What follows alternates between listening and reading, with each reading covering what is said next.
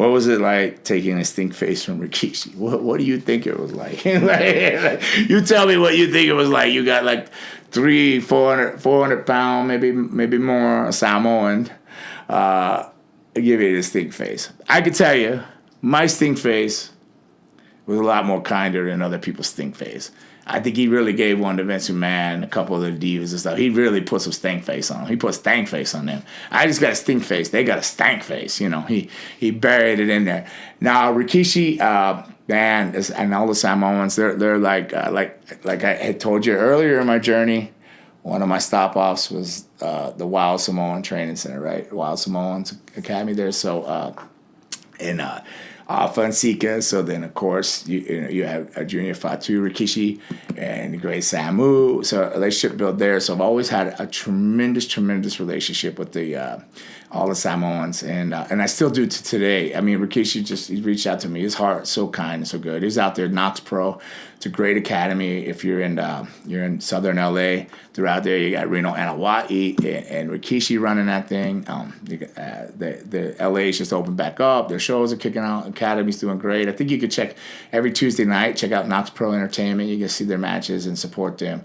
Good stuff. Really great stuff. So Knox Pro Academy actually was I gave you some of the names of the schools I trained at, like AFAs, and then I ran Dean Malenko School for a while. I guess I didn't get into that. I ran Dean Malenko School for a while. So ran AFA School for a while, Dean Malenko's for a long while prior to going to WWE. Then Reno Anawa'i, Rikishi's cousin, the Count of California, the Black Pearl, he talked to me into like, hey man, why you always working for other people? You know, whatever, let's do our own thing and whatever. So we ended up opening Knox Pro together with Reno, Anawa'i, and Rikishi and myself. It actually opened up on my birthday, February 16th. So we'll never forget that. So that was my first adventure in our own run. It was out there, California. I got married.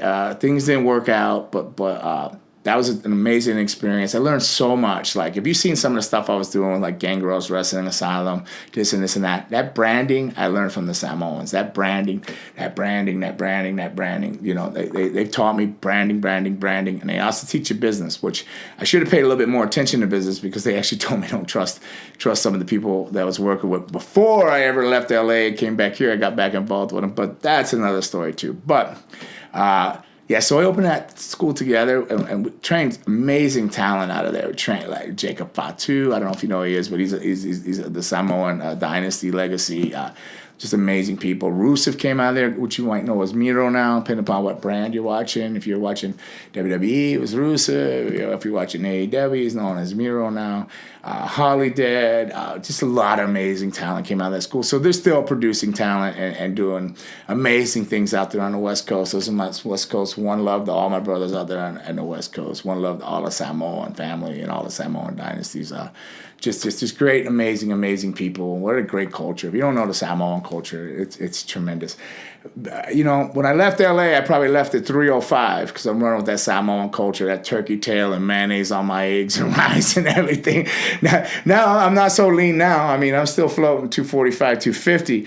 But at 305, I blame on the mayonnaise, that what they call Samoan steroids, mayonnaise. That's what they're all on. So back to the StinkFace. My StinkFace was gentle and it was kind.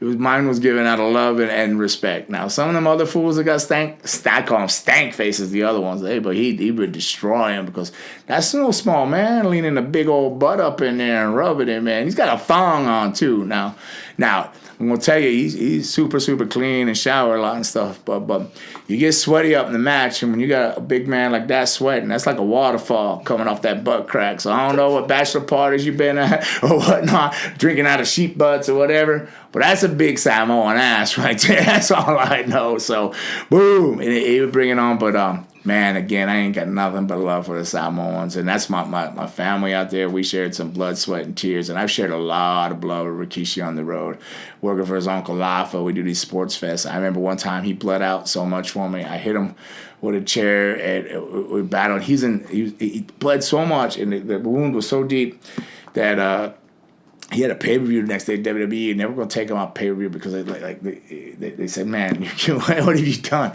So, but he did that, and it might sound crazy, but he did that out of love for me and to help me get over as a heel in his Uncle Office company and stuff like that after my run in WWF. And I think, some of it was friendship, some of it I think he just felt sorry, some of it is loyalty, whatever it is, it was family. Basically, it was done because he's family to me, I'm family to him. They're always going to be my family. So one love to all you Samoans out there.